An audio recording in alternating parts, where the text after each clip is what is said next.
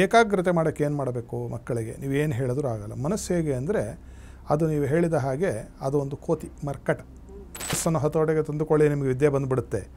ಅಷ್ಟು ಸುಲಭ ಅಲ್ಲ, ಹೇಳೋದು ಸುಲಭ ಅಲ್ಲ, ಮಾಡೋದು ಬಹಳ ಬಹಳ ಬಹಳ ಕ್ಲಿಷ್ಟ. ಮನಸ್ಸು ಮತ್ತು ನಮ್ಮ ಉಸಿರಾಟ ಇದೆಯಲ್ಲ, ಇವು ಎರಡಕ್ಕೂ ಒಂದಕ್ಕೊಂದು ಅವಿನಾಭಾವ ಸಂಬಂಧ ಇದೆ. ನಾನು ಹೇಳಿದೆ ಗಂಡ ಹೆಂಡತಿ ಅಂತ.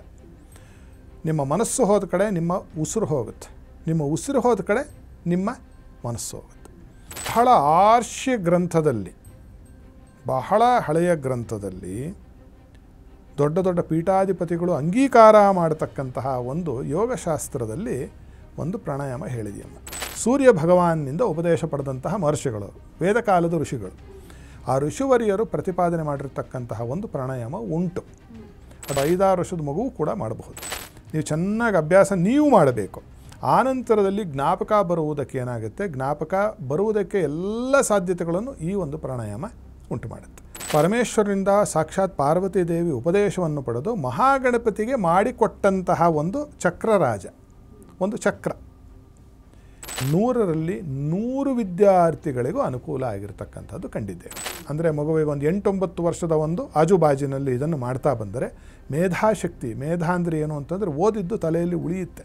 ಪ್ರಾಣಾಯಾಮ ಆಗಿರಬಹುದು, ಈ ಚಕ್ರದ ಪೂಜೆ ಆಗಿರಬಹುದು, ಪುನಸ್ಕಾರವಾಗಿರಬಹುದು, ಇದಿಷ್ಟಕ್ಕೂ ಆಧಾರಭೂತವಾಗಿರೋದೇನು, ನಾವು ಕೂತು ಓದಬೇಕು. ನಾನು ಹೇಳ್ತಾ ಇರೋದಲ್ಲ, ಸಾಕ್ಷಾತ್ ಮಹರ್ಷಿಗಳು, ಸಾಕ್ಷಾತ್ ಪರಮೇಶ್ವರ ಹೇಳಿರ್ತಕ್ಕಂಥದ್ದಾಗಿರುವುದರಿಂದ ಆತನಲ್ಲಿ ನಂಬಿಕೆ ಇರತಕ್ಕಂಥವ್ರು ಮಾಡಬಹುದು.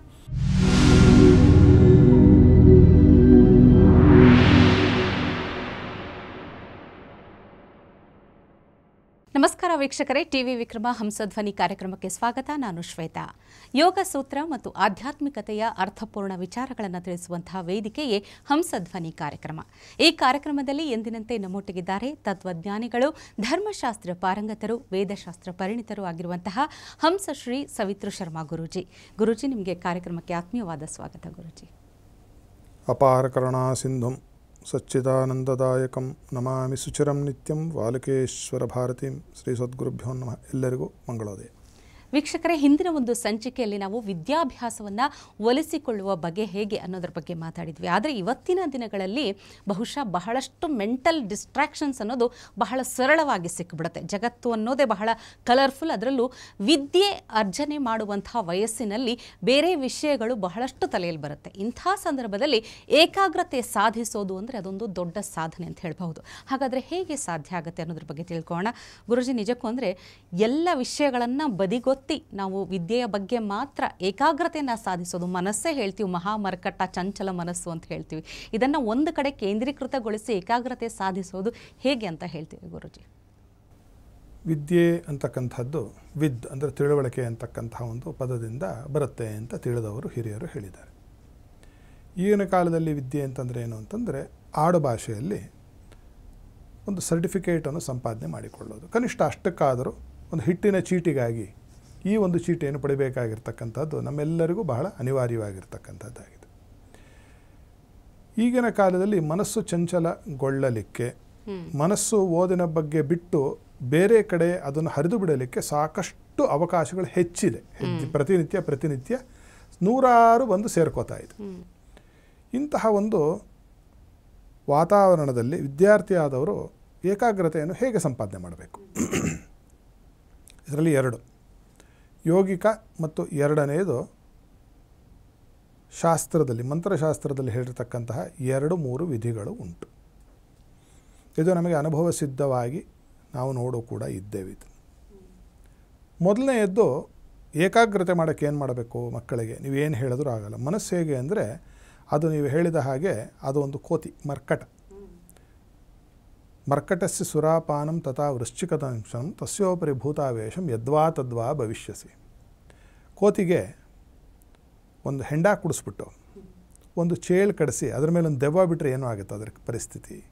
ಅದೇ ರೀತಿಯಾಗಿ ಏನಾಗಿದೆ ಅಂದರೆ ಸುಮಾರು ವಿದ್ಯೆ, ಎಲ್ಲರಿಗೂ ಅಂತ ಹೇಳಲಿಕ್ಕೆ ಬರೋದಿಲ್ಲ, ಆದರೆ ಸುಮಾರು ವಿದ್ಯಾರ್ಥಿಗಳಿಗೆ ಈ ಥರದ ಒಂದು 3 ಇರತಕ್ಕಂತಹ ಹೆಂಡ ಕುಡಿದು ಚೇಳು ಕೈಯಲ್ಲಿ ಕಡಿಸಿಕೊಂಡು ಭೂತವೂ ಇರತಕ್ಕಂತಹ ಕೋತಿಯ ಉಪಾದಿಯಲ್ಲಿ ಅವರ ಮನಸ್ಸು ವಿಚಲಿತವಾಗಿ ಚಂಚಲವಾಗಿ ಕೊಂಬೆಯಿಂದ ಕೊಂಬೆಗೆ ಹಾರೋದಲ್ಲದೆ ಬೇರೆಯವ್ರಿಗೂ ತೊಂದರೆ ಕೊಡೋಲಿಕ್ಕೆ ಉಪಕ್ರಮಿಸ್ತಾ ಇದೆ ಇತ್ತೀಚಿನ ದಿನಗಳು.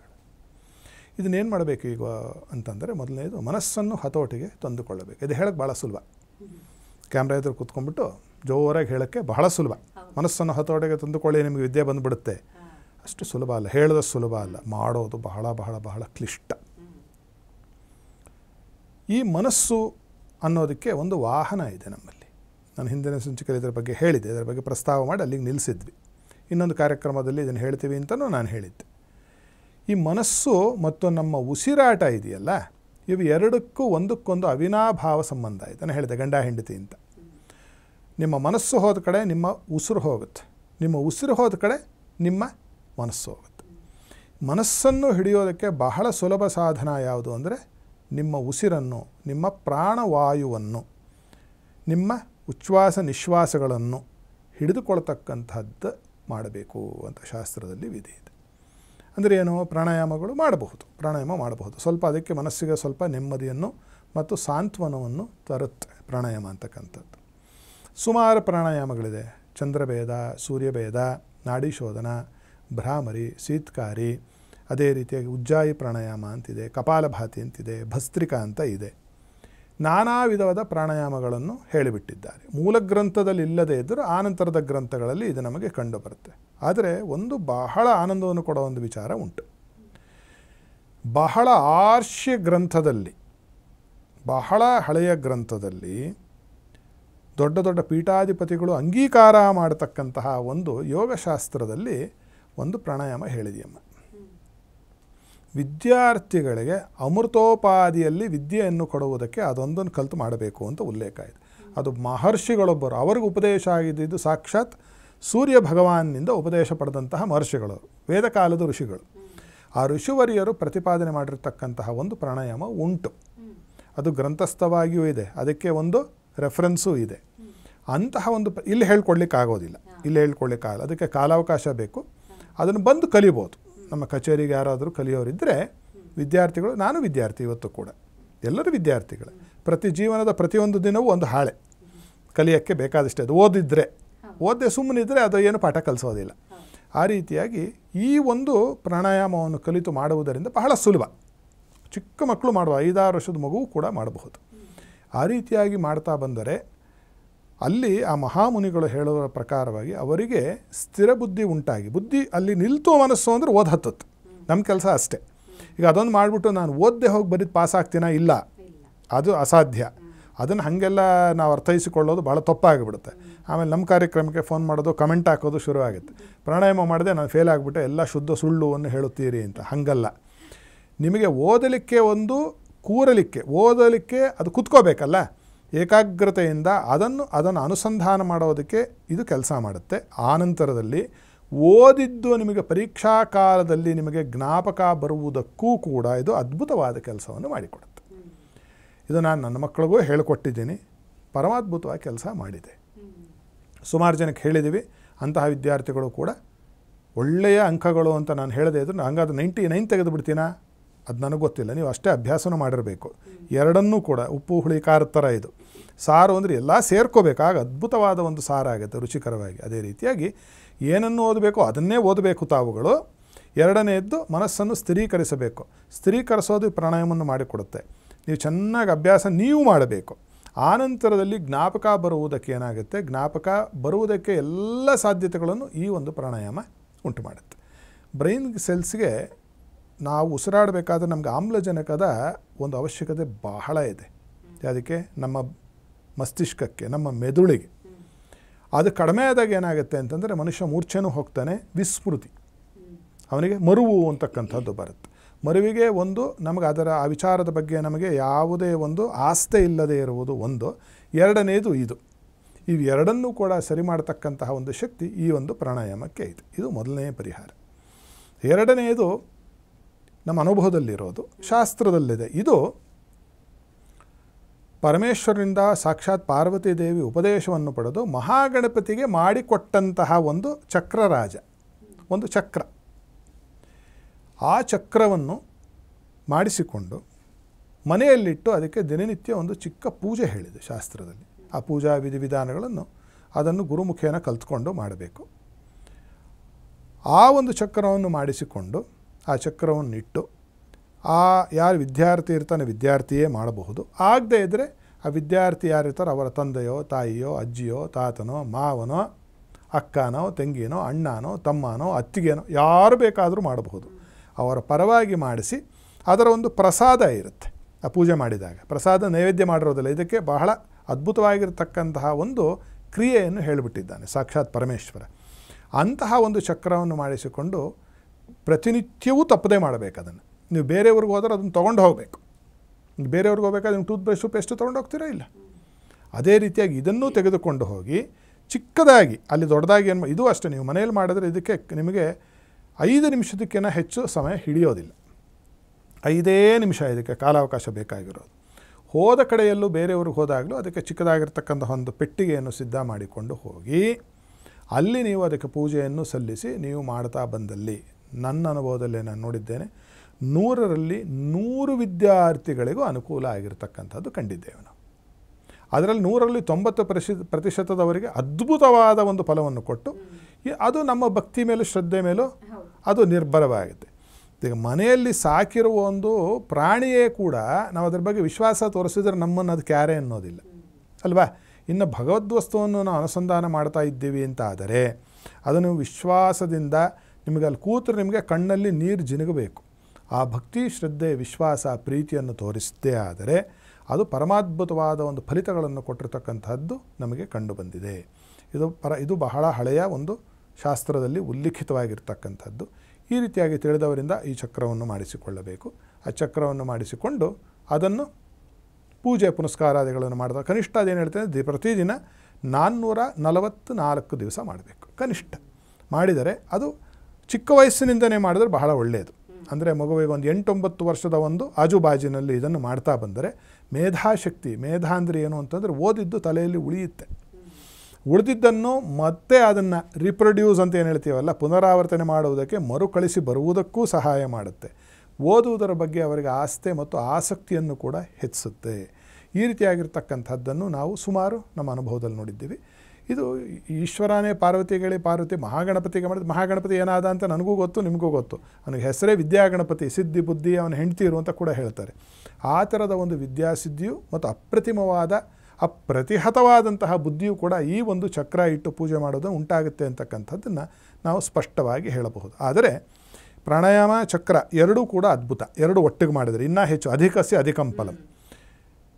ಇದಿಷ್ಟು ಮಾಡಿದ ಮೇಲೆ ಏನು ಮಾಡಬೇಕು ವಿದ್ಯಾರ್ಥಿ ಅಂದರೆ ಕೂತು ಓದಬೇಕು. ಹಾಸಿಗೆಯನ್ನು ಕೊಡ್ತೀವಿ, ಹಾಸಿಗೆಯನ್ನು ಹಾಸಿಕೊಡೋಣ, ಒಂದು ದಿಂಬು ಇಡೋಣ, ಹೊದ್ಕೊಳ್ಳೋಕ್ಕೆ ಒಂದು ಹೊದಿಕೆಯನ್ನು ಕೊಡೋಣ, ಚಿಕ್ಕದಾಗಿ ಒಂದು ಫ್ಯಾನು ಹಾಕೋಣ. ಮಲಗೋದು ಯಾರು ಮಲಗಬೇಕು? ನಿದ್ದೆ ಬೇಕಾದವನು ಮಲಗಿ ಅದನ್ನು ಹೊದ್ದುಕೊಂಡು ಕಣ್ಣು ಮುಚ್ಕೊಂಡ್ರೆ ಆಮೇಲೆ ನಿದ್ದೆ ಬರುತ್ತೆ.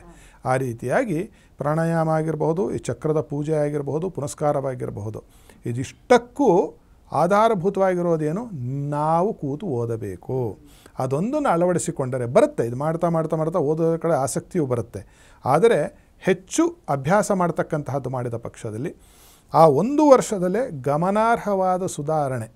ಅಂದರೆ ಈಗ ಹುಡುಗ ಅಥವಾ ಒಂದು ಹುಡುಗಿ, ಒಂದು ವಿದ್ಯಾರ್ಥಿ 100ಕ್ಕೆ ಒಂದು 25% ಚೆನ್ನಾಗಿ ಓದ್ತಿದ್ದಾನೆ ಅಂದ್ಕೊಂಡ್ರೆ, ಇದು ಮಾಡಿದವರಿಗೆ ಕನಿಷ್ಠಾತಿ ಕನಿಷ್ಠ 55ರಿಂದ 60, ಕನಿಷ್ಠ ನಾನು ಹೇಳ್ತಾರೆ ಅತ್ಯಂತ ಕಡಿಮೆ ಫಲ ಬಂದಿರೋದು 55ರಿಂದ 60% ಅವರು ಓದಿನಲ್ಲಿ ಅಗ್ರೇಸರರಾಗಿ ಮುಂದೆ ಹೋಗಿರ್ತಕ್ಕಂಥದ್ದು ನಮ್ಮೆಲ್ಲರ ಗಮನಕ್ಕೆ ಬಂದಿದೆ. ಆದ್ದರಿಂದ ಆ ಥರದ ವಿದ್ಯಾರ್ಥಿಗಳು ಇವೆರಡನ್ನೂ, ಅಥವಾ ಪಾಲಕರು ವಿಶೇಷವಾಗಿ ತಂದೆ ತಾಯಿಗಳು ಇದರ ಬಗ್ಗೆ ಒಂದು ಆಸ್ಥೆ, ಅದನ್ನು ಮಾಡಿದ್ರೆ ಆಗುತ್ತೆ ಅನ್ನೋದ್ರ ಬಿಡಿ, ಮಾಡಿ ನೋಡಿ ಏನೇನೋ ಮಾಡುವುದರ. ಈಗ ಎಲ್ಲ ಥರದಲ್ಲೂ ಹಿಂಗೇನೇನೆ ಎಲ್ಲ ಅದೇ ಥರ. ಯಾವುದೇ ಒಂದು ಪರಿಹಾರ ಮಾರ್ಗಗಳು ನೋಡಿದಾಗ್ಲೂ ಇದು ಬಿಟ್ಟು ಬಹಳ ನಾವು ವೈಜ್ಞಾನಿಕವಾಗಿ ಹೋಗ್ತೀವಿ ಅಂತಂದಾಗ್ಲೂ ವಿಜ್ಞಾನದ ಬಗ್ಗೆ ಏನು ಗೊತ್ತಿದೆ ಹೇಳ್ತಾ ಇರುವವರಿಗೆ, ಯಾವ ರೀತಿ ಕೆಲಸ ಮಾಡುತ್ತೆ ಅನ್ನೋದಾಗುತ್ತೆ. ಅದೇ ರೀತಿಯಾಗಿ ಇದು ತನ್ನಲ್ಲೇ ಒಳಗಿನಿಂದ ಇಂಟರ್ನಲ್ ಲ್ಯಾಬೊರೇಟ್ರಿ, ಹೊರಗಡೆಯಿಂದ ಹೇಗೆ ನಾವು ಇದಕ್ಕೆ ಬೇಕಾಗಿರೋ ಅನುಕೂಲಗಳನ್ನು ಪಡೆಯುವುದಕ್ಕೆ ಹಾತೊರಿತಾ ಇದ್ದೇವೋ ಅದೇ ರೀತಿಯಾಗಿ ನಮ್ಮ ಒಳಗಡೆ ದೊಡ್ಡದಾಗಿರ್ತಕ್ಕಂಥ ಒಂದು ವಿಶ್ವವಿದೆ. ಯಥಾ ಬ್ರಹ್ಮಾಂಡೆ ತಥಾ ಪಿಂಡಾಂಡೆ ಅಂತ. ಹೊರಗಡೆ ಬ್ರಹ್ಮಾಂಡದಲ್ಲಿ ನಿಮಗೇನು ಕಾಣ್ತಿದೆಯೋ ಪಿಂಡಾಂಡ, ಇದರ ಒಳಗಡೆನೂ ಅಷ್ಟು ಸಾಮಗ್ರಿಗಳು ಇದೆ. ಇದು ಶಾಸ್ತ್ರದಲ್ಲಿ ಘಂಟಾಘೋಷವಾಗಿ ಇದು ಪುನರುಕ್ತಿ ಆಗಿದೆ. ಆದ್ದರಿಂದ ಅದನ್ನು ವಿಶ್ವಾಸ ಇಟ್ಟು ಮಾಡಿ. ನಾನು ಹೇಳ್ತಾ ಇರೋದಲ್ಲ, ಸಾಕ್ಷಾತ್ ಮಹರ್ಷಿಗಳು, ಸಾಕ್ಷಾತ್ ಪರಮೇಶ್ವರ ಹೇಳಿರ್ತಕ್ಕಂಥದ್ದಾಗಿರುವುದರಿಂದ ಆ ಥರ ನಂಬಿಕೆ ಇರತಕ್ಕಂಥವ್ರು ಮಾಡಬಹುದು. ಇದನ್ನು ಮಾಡಿದ ಪಕ್ಷದಲ್ಲಿ ವಿದ್ಯಾರ್ಥಿಗಳಿಗೆ ಖಂಡಿತವಾಗಿ ವಿದ್ಯೆಯಲ್ಲಿ ಸಾಕಷ್ಟು ಮುನ್ನಡೆ ಉಂಟಾಗುತ್ತೆ ಅಂತಕ್ಕಂಥದ್ದನ್ನು ಹೇಳಬಹುದು. ಖಂಡಿತ ಗುರುಜಿ, ವಿದ್ಯಾರ್ಥಿಗಳಿಗೆ ಅನುಕೂಲವಾಗುವಂಥ ರೀತಿಯಲ್ಲಿ ಬಹಳಷ್ಟು ವಿಷಯಗಳನ್ನು ತಿಳಿಸ್ಕೊಟ್ಟಿದ್ದೀರಿ. ಎಲ್ಲದಕ್ಕೂ ಸ್ವಪ್ರಯತ್ನ ಅನ್ನೋದು ಎಷ್ಟು ಮುಖ್ಯ ಅನ್ನೋದರ ಬಗ್ಗೆ ಕೂಡ ತಿಳಿಸ್ಕೊಟ್ಟಿದ್ದೀರಿ. ತಮಗೆ ಧನ್ಯವಾದಗಳು ಗುರುಜಿ. ಸರ್ವೇ ಜನ ಸುಖಿನೋ ಭವಂತು. ತಿಳಿದುಕೊಂಡ್ರಲ್ಲ ವೀಕ್ಷಕರೇ, ವಿದ್ಯಾಭ್ಯಾಸದಲ್ಲಿ ಏಕಾಗ್ರತೆ ಸಾಧಿಸೋದು ಹೇಳಿದಷ್ಟು ಸುಲಭವಲ್ಲ, ಆದರೆ ಸ್ವಪ್ರಯತ್ನದಿಂದ ಸಾಧ್ಯವಾಗುತ್ತೆ. ಅಷ್ಟೇ ಅಲ್ಲ, ವಿದ್ಯಾಭ್ಯಾಸದಲ್ಲಿ ಏಕಾಗ್ರತೆ ಸಾಧಿಸಲು ಒಂದು ವಿಶಿಷ್ಟ ಪ್ರಾಣಾಯಾಮ ಇದೆ. ಅದನ್ನು ನೇರವಾಗಿ ಭೇಟಿಯಾಗಿ ನೀವು ತಿಳ್ಕೋಬೇಕು ಅಂದರೆ ನಮ್ಮ ಸ್ಕ್ರೀನ್ ಮೇಲೆ ಇರುವಂಥ ನಂಬರನ್ನು ಕಾಂಟ್ಯಾಕ್ಟ್ ಮಾಡಿ ಗುರುಜಿಗಳನ್ನು ನೇರವಾಗಿ ಭೇಟಿಯಾಗಿ ತಿಳಿದುಕೊಳ್ಳಬಹುದು. ಮುಂದಿನ ಸಂಚಿಕೆಯಲ್ಲಿ ಮತ್ತೊಂದು ಹೊಸ ವಿಷಯದೊಂದಿಗೆ ಭೇಟಿಯಾಗೋಣ. ನಮಸ್ಕಾರ. ಟಿವಿ ವಿಕ್ರಮ, ದೇಶ ನಿಮ್ಮ ಕೈಯಲ್ಲಿ. ಈ ಕಾರ್ಯಕ್ರಮ ನಿಮಗೆ ಇಷ್ಟ ಆಗಿದ್ದಲ್ಲಿ ಲೈಕ್, ಶೇರ್ ಹಾಗೂ ಕಮೆಂಟ್ ಮಾಡಿ. ಟಿವಿ ವಿಕ್ರಮದ ಕಾರ್ಯಕ್ರಮಗಳನ್ನು ನಿರಂತರವಾಗಿ ವೀಕ್ಷಿಸಲು ಸಬ್ಸ್ಕ್ರೈಬ್ ಮಾಡಿ, ಬೆಲ್ ಐಕನ್ ಒತ್ತಿ.